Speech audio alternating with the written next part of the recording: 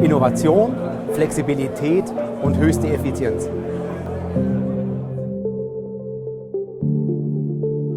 Wir nutzen die Frässpindel auf Drehmaschinen. Kurzum gesagt, die Dinge, die heutzutage ein Drehfräszentrum uns bietet, nutzen wir eigentlich nicht aus. Bis heute. Mit der HDT, High Dynamic Turning Innovation, und mit unserem FreeTurn Made by Ceratizid können wir nun die Frässpindel, die sich standardmäßig in vielen Maschinen befindet, auch zur Gänze zum Drehen verwenden. Klassischerweise können wir mit diesem FreeTurn jede Anwendung des normalen Drehens abdecken. Wir können plan drehen, wir können längs drehen, wir können auskammern, wir können uns von hinten ans Futter rannähern. Das alles Störkontur optimiert. Ein besonderer Vorteil hierbei ist aber, dass ich den Anstellwinkel während des Prozesses permanent veränderlich kann. Heißt, ich kann den Spanbruch in der Erzeugung kontrollieren und kann dadurch das Ergebnis, das ich am Bauteil erzeugen kann, deutlich verbessern.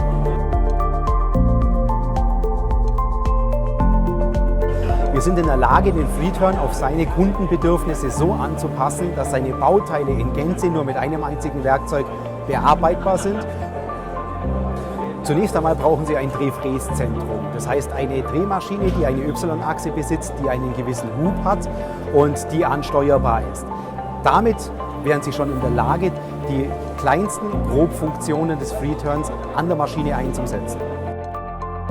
Wir sind also theoretisch in der Lage, irgendwann unterschiedliche Eckenwinkel, unterschiedliche Eckenradien, unterschiedliche Spanleitstufen, welche für Schruppen vielleicht, welche für Schrichten, oder auch unterschiedliche Hartstofflösungen auf so eine Wendeschnellplatte aufzubringen.